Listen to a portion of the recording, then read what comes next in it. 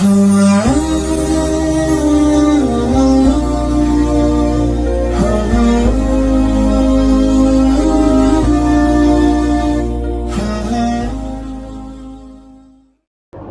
بالله من الشيطان الرجيم بسم الله الرحمن الرحيم واذكروا نعمة الله عليكم وميثاقه الذي واثقكم به إذ قلتم سمعنا وأطعنا واتقوا الله إن الله عليم بذات الصدور يا أيها الذين آمنوا كونوا قوامين لله شهداء بالقسط ولا يجرمنكم شنآن قوم على ألا تعدلوا اعدلوا هو أقرب للتقوى واتقوا الله إن الله خبير بما تعملون وعد الله الذين آمنوا وعملوا الصالحات لهم مغفرة وأجر عظيم والذين كفروا وكذبوا بآياتنا أولئك أصحاب الجحيم سبحانك لا علم لنا إلا ما علمتنا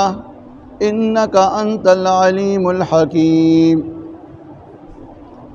دین نلوان دی آیت مبارک کی اللہ تعالی جل شانہ عم نوالہ دیو عظیم عبادت نلوان دی چاغه منز دی داغی د پارا د طهارت او د پاکوالی بیان وشو چې پاغه طهارت کی او دستی غسل کول دی او تیمم وخل دی. دلتا په دغه آیت کې چې کم د اودس او د غسل باره کې کم احکامات فرض و داغی بیان وشو، خو د نیت باره کې چې د اودس د پارا او د غسل د پارا آیا نیت چې کم دی لازمی دی او کنه دی، نو په دې کې د فقهاو اختلاف دی. زمونږ د امام ابو حنیفه رحمه الله تعالی عنہ د قول مطابق د اودس د پارا او د غسل کول د پارا نیت چې کم دی شرط نه دی، مسنون دی. البته د تیمم د پارا نیت چې کم دی هغه لازمی دی. اوس د دینه پس چې کم دی الله تعالی د دغه عبادت د منځ د حکم دی د پاره وکړو چې تاسو چې کم دی د الله د نعمتونو شکریا د منځ په ذریعہ باندې ادا کې.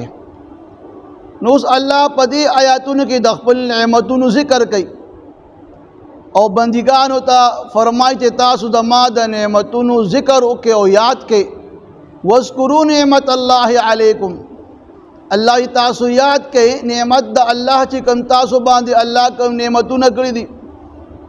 دلته اللہ یو مخصوص نعمت ذکرونه کو او جنس نعمت بیان کو. د اللہ نعمتونه په بندگانو باندې بشمار دي. وَإِن تَعُدُّوا نِعْمَةَ اللَّهِ لَا تُحْصُوهَا، اللہ فرمائی اے زما بندگانو تاسو باندې زما دومره نعمتونه دي کاغه تاسو شمارل شروع کې نو داغي شمار به اونکړي شي. د انسان چې کم دی حیات جون دا ځان له نعمت دی، صحت چې کم دی ځان له نعمت دی، بیا د بدن دا ټول اندامونه صحیح سالم دا ځان له یو نعمت دی.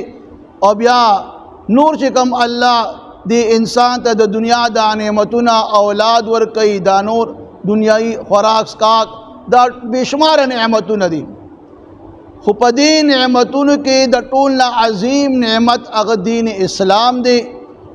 د الله د طرف نه د انسان د هدایت لپاره آسمانی کتابونه دي او بیا د انسان د رهنمایۍ لپاره انبیاء کرام علیه السلام دي. لہذا الله مونږ ته دلته په دې آیت کې د دغه نعمتونو چې کوم خصوصي نعمت دی چې هغه دین اسلام دی، هغه د الله کتاب قرآن مجید مبارک دی او هغه د جناب رسول الله صلی الله علیه وسلم ذات مبارکه دی.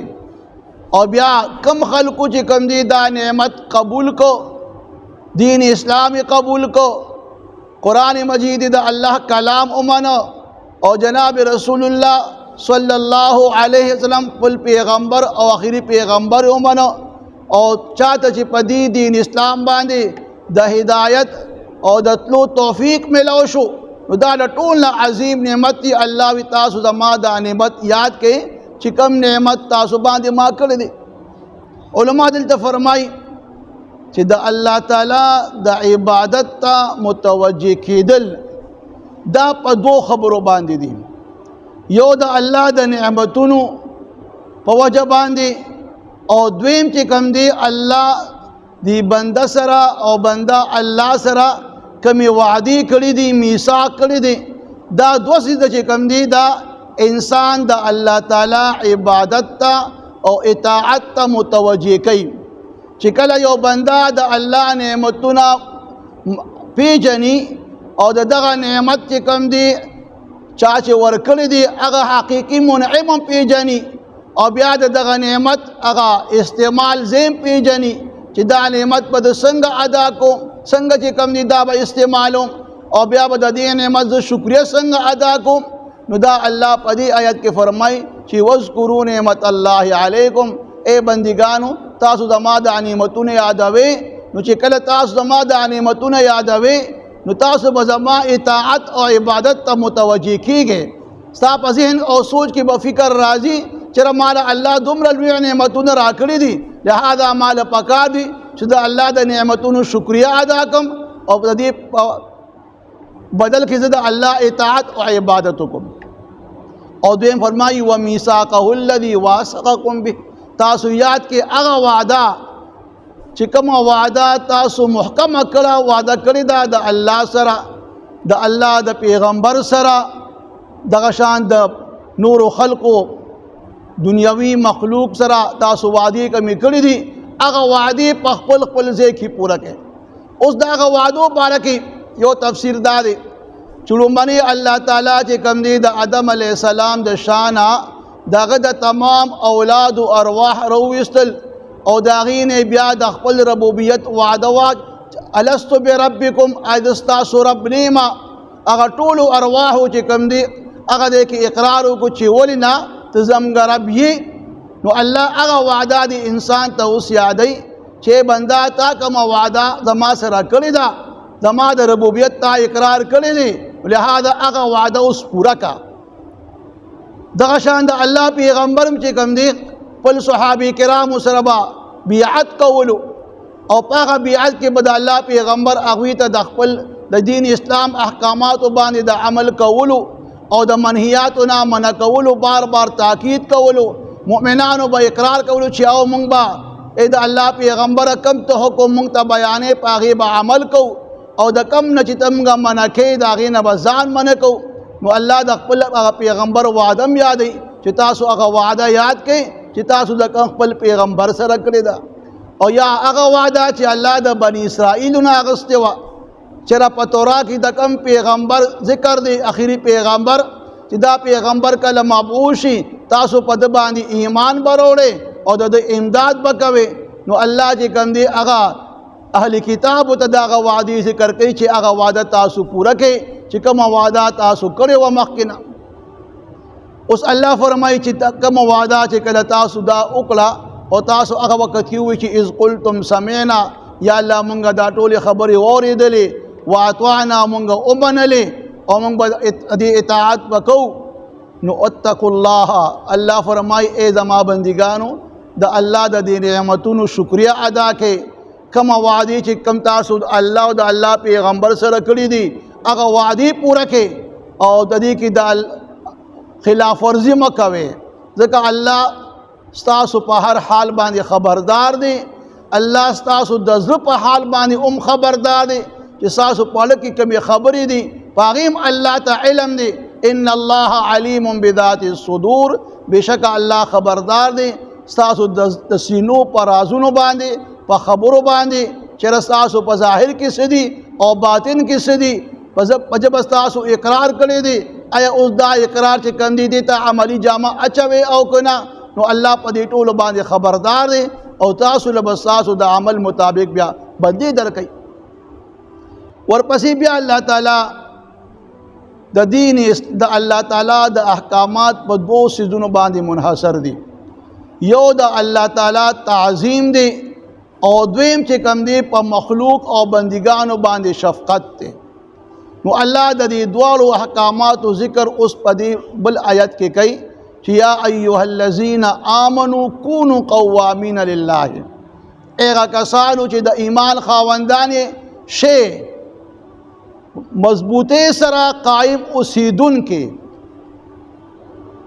د الله د پاره شهداء بالقسط او گواہی ورکوي په انصاف سره. نو دلته په حق باندې مضبوطی سره قائم اوسیدل دا د الله تعظیم دی، دا د الله حق دی، حقوق الله ته ویل شي. ورپسې بیا شهداء بالقسط تاسو چې کوم دی په انصاف سره گواہی کوي دا بندګانو باندې شفقت دی. څنګه مخکې چې کو آیاتونو کې تیر شوي دي که دا گواہی ستا د خپل ذات باره کې ولې نه وي، ستا د مور او پلار او د خپل خپلوانو باره کې ولې نه وي، او یا چې کوم دی دا د ستا مخالف باره کې ولې نه وي، په هر حال کې به ته په انصاف سره چې کوم دی با پرشتیا به ته گواہی ورکې. په دې کې به یو طرف ته جھکاویږي نه، په دې گواہی کې به دا خیال نه ساتي چې په دې به زما دوست ته نقصان ملاویږي او زما دشمن ته فایده ملاویږي. نه، به ته صحیح گواہی کوه که پای کې ستا خپل خپلوان دوستان ته پکې نقصان وي ولې نه وي، خو ته به پرشتیا گواہی کې. که ستا دشمن ته پکې فایده ولې نه وي ته به پرشتیا گواہی کې. نو په دې دویم خبره کې مخلوق باندې شفقت دی چې تاسو د مخلوق او د الله بندګانو سره د انصاف معامله کوي او په انصاف باندې گواہی کوي. او دلته صرف یوازې گواہی دا د ژبې گواہی نه ده بلکې نو تمام چې کم کارونه دي هغه ټولو کې چې کم دي تاسو انصاف کوي، د بل چا حق تلفي ونه کوي. فرق یو ځای کې چې کم دي یو سړی چې کم دي څه کار د پاره درخواست ورکوي یا ډاکټر له سرټیفیکیټ اخلي، او یو سړی چې کم دی خروغ را مټ دی د دروغو ډاکټر چې دا بیمار دی دا په دروغو گواہی شوله. دغه شان دا اوټ چې کم دی تاسو سره یو امانت دی او دا تاسو چې کم دی غلط ځای کې استعمالوي نو دا چې کم دی د دروغو بیا تاسو گواہی ورکوي. لہذا په ټولو خبرو کې به تاسو په انصاف سره چې کم دی اوسیږي او انصاف به کوي د الله بندګانو سره. اوس الله بیا فرمایي ولا یجرمنکم شنآن قوم علی الا تعدلوا. د دې بیان هم مخکې سورہ نساء کې وشو چې کله د حدیبی مقام کې د الله پیغمبر د صحابه کرام سره کفار منع د عمرې کولونه، نو الته چې کم دی بیا کم شرایط باندې روغ وشوله چې تاسو به مسجد حرام ته سخت کال نه را دی، بیا آینده کال به را دی. برحال صحابه کرام باندې دا خبره ډېره درنه وه، او د الله پیغمبر چې کم دی بس هغې سره صلح وکړه. د الله پیغمبر په هر څه باندې پوهه دی. نو دغه دی کې دا مکې معظمې د فتح پیشنګویم راله. دې کې مؤمنانو دا اوس بیانېږي چې دا کافران او دا دشمنان که تاسو سره هر څومره زیاتې وکړي، که سبا دا دشمن تا ته مخامخ کېناسته مکه معظمه فتح شوله، نو هسې نه چې ته په جوش غضب کې راشي او تا نه چې کم دی زیاتې ونه شي. نو الله د دشمن باره کې فرمایي چې ولا یجرمنکم شنآن قوم، اماده نه دي کی تاسو لرا اکسو دي کی تاسو لرا یا باعث دي وي تاسو د پاره دشمنی د یو قوم. فرق تاسو یو قوم دشمنی وکړه څنګه چې په غزوه احد کې چې کم دي کافرانو مشرکانو د صحابه کرامو چې کم دي پوزې کټ کې جبې کټ کې غوګونه کټ کړو ولا. نو اسنا اے مسلمانه چې کله تا ته داسې غلبه راله او ستا په لاس کې چې کم دي مشرک کله قتل شي ته هغه نه پوزه کټ نه کې غوږ کټ نه کې دا زیاتې ظلم به نه کې. لہذا الله دلته فرمایي چې تاسو د دشمن سره ښه سلوک کوئ، د الله تعدلو چې تاسو په هغه باندې زیاتې ونه کې بلکې اعدلو انصاف کوئ.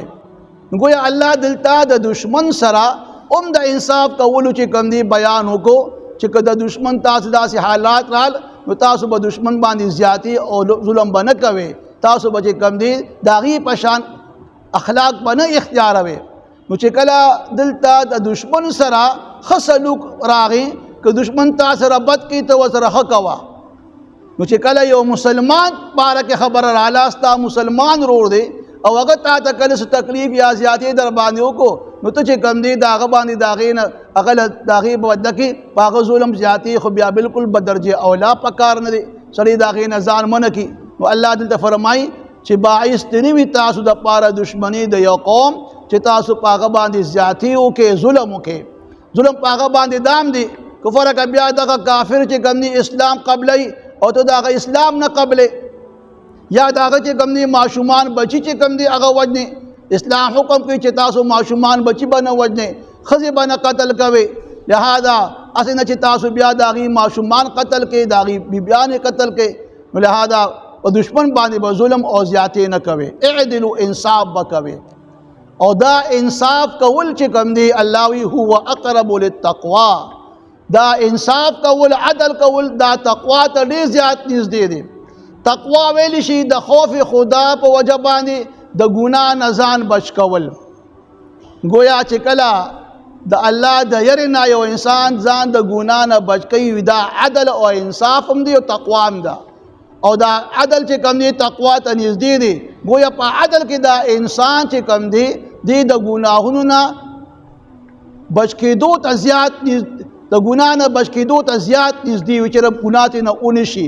او دغه شان دی د اخروي د عذاب نه بچ کېدو نه زیات نږدې وي چې هغه عذاب ته ملو نشي. لہذا دا عدل چې کوم دی دا انسان د ګناه نه منع کوي او د آخرت د عذاب نه منع کوي. واتقوا الله، الله بیا فرمایي چې الله نه ویریږئ، ان الله خبیر بما تعملون، بشک الله ستاسو په کارونو خبردار دی. که تاسو کومه ګواهي د دروغو کوئ په هغې هم الله خبر دی، که تاسو چې کوم دی د رښتیا ګواهي کوئ په هغې هم الله خبر دی. لہذا تاسو چې کوم دی دا خبره ذهن کې کېنوئ چې دا عدل او انصاف بنا باندې ګواهي هم کوئ او هر چا سره عدل او انصاف هم کوئ. اوس الله تعالی بیا د عدل او د انصاف کوونکو خلکو او د رښتیا ګواهي کوونکو خلکو ته الله انعامات او اجر او ثوابونه بیانوي چې وعد الله الذین آمنوا، وعده کړی د الله د هغه کسانو سره چې د ایمان خاوندان دي، وعملوا الصالحات او نیک عمل وکړو. نیک عمل همدغه دی چې د الله د نعمتونو شکریا ادا کول، کومې وعدې چې الله او د الله بندګانو شوي د هغه وعدې پوره کول، د رښتیا ګواهي کول، په حق باندې مضبوطۍ سره قائم اوسېدل، دا چې کوم دی عمل صالح دی. نو د دې خلکو دپاره لهم مغفرة، دوی دپاره بخانه ده د الله د جانب نه، و اجر عظیم او لوی ثوابونه. الله به ګناهونه معاف کړي او الله به ورله لوی عظیم اجر او ثواب ورکړي. او چا چې کوم دی د دې احکاماتو خلاف ورزي وکړه، د الله د نعمتونو ناشکري ادا کړه، کومه وعدې چې الله سره کړې ده هغه نه پوره کوي، پیغمبر سره کومه وعدې دي هغه نه پوره کوي، بیا د دروغو ګواهي کوي، یا بل چاته چې کوم بل بنده ته مخلوق خدا ته ضرر او نقصان رسوي، د هغې باره کې الله والذین کفروا، هغه کسان چې کفر یې کړی دی، وکذبوا بآیاتنا، او زمونږ د احکاماتو ته نسبت د دروغ وکړو. دا چې کوم مخکې احکامات بیان شو چې د الله نعمتونو شکریا ادا کوئ، دغه شان د الله سره کومه وعده ده هغه پوره کوئ، په حق باندې مضبوط قایم اوسېږئ، په انصاف سره ګواهي ورکوئ. دا ټول چې کوم دی د الله طرف نه احکامات دي. نو چا چې د دا احکامات ونه منل او دې ته نسبت د دروغ وکړو، نو اولئک اصحاب الجحیم، دا خلق خاوندان د جهنم د اور دي. دوی دپاره الله جهنم اور تیار کړی دی، په هغه جهنم اور کې به بیا دوی له سزاګانې ورکولی شي. واذکروا نعمت الله علیکم، یاد کړئ نعمت د الله چې کوم تاسو باندې دی، ومیثاقه الذي واثقکم به، او یاد کړئ وعده هغه چې کومه وعده تاسو محکمه کړې ده، هغه وعده چې کوم دی پوره کړئ. اذ قلتم، هر کله چې تاسو وویل سمعنا، چې مونږ واورېده، واطعنا، او مونږ ومنه، په دې عمل وکړئ، او دا واتقوا الله، او د الله نه ویریږئ. ان الله علیم بذات الصدور، بشک الله خبردار دی په هغه خبرو باندې چې کوم ستاسو په سینو کې دي. یا ایها الذین آمنوا، هغه کسانو چې د ایمان خاوندان، کونو شی قوامین لله، په حق باندې مضبوطۍ سره قائم اوسیدونکي خاص د الله دپاره، شهداء بالقسط، ګواهي کوئ په انصاف سره. ولا یجرمنکم، او اماده نه دي کی تاسو لرا، او یا اقصو دي نه کی تاسو لرا، او یا باعث دي نه تاسو دپاره شنآن دشمنی قوم د یو قوم، علی الله تعدلوا، چې داغه دشمنی په باندې تاسو په هغې باندې زیاتی وکړئ. لہذا زیاتی نه ځان بچ ساتئ، اعدلوا، انصاف کوئ، عدل کوئ. هو اقرب للتقوی، دا عدل چې کوم دی دا نږدې دی تقوا ته. واتقوا الله او د الله نه ویریږئ. ان الله خبیر بما تعملون بشک الله خبردار دی په هغه چې کوم تاسو سره عمل کوئ. وعد الله الذین آمنوا وعده کړی الله تعالی د هغې کسان چې د ایمان خاوندان دي وعملوا الصالحات او نیک عمل کوي لهم مغفرة د هغې دپاره بخانه ده واجر عظیم او ثوابونه لوی. والذین کفروا او هغه کسان چې کافران دي او کفر کړی دی انکار کړی د الله د توحید نه وکذبوا بآیاتنا او نسبت د دروغ کړی د الله د آیاتونو احکاماتو ته اولئک اصحاب الجحیم داخل خاوندان د جهنم د اور دی. واذکروا نعمت الله یاد کې نعمت د الله علیکم چې کوم تاسو باندې دی ومیثاقه الذی واثقکم به او هغه وعده پوره کې هغه وعده چې کوم وعده تاسو په حق کړی دا. اذ قلتم سمعنا هغه وخت چې تاسو وویل چې مونږ واورېدل واطعنا او مونږ ومنل. واتقوا الله نو بیا الله نه ویریږئ دغه وعده پوره کې. ان الله علیم بذات الصدور بشک الله خبردار دی ستاسو هغه خبرو باندې چې کوم ستاسو سینو کې پټې دي. یا ایها الذین آمنوا هغه کسانو چې د ایمان خاوندان یې کونو شئ قوامین لله په حق باندې مضبوطی سره قائم اوسیدونکي لله خاص د الله دپاره شهداء بالقسط گواهی کوئ په انصاف سره. ولا یجرمنکم او باعث دې نه وي تاسو دپاره او یا اماده دې نه کړي تاسو لره شنآنو دشمنی قوم د یو قوم علی الله تعدلوا په دې خبره باندې چې تاسو هغې باندې زیاتي وکړئ او ظلم وکړئ. اعدلوا انصاف کوئ عدل کوئ هو اقرب للتقوا دا عدل او انصاف دا ډیر نږدې دی تقوا ته. واتقوا الله او د الله نه ویریږئ. ان الله خبیر بما تعملون بشک الله خبردار دی په هغې چې کوم تاسو عمل کوئ. وعد الله الذین آمنوا او وعده کړی الله تعالی هغې کسانو ته چې د ایمان یې راوړی دی وعملوا الصالحات او نیک عمل کوي لهم مغفرة نشته دوی دپاره بخانه واجر عظیم او ثواب ډېر لوی. والذین کفروا هغه کسان چې کافران دي وکذبوا بآیاتنا او نسبت د دروغ کړي زموږ آیاتونو احکاماتو ته اولئک اصحاب الجحیم دا خلق خاوندان د جهنم د اور دي.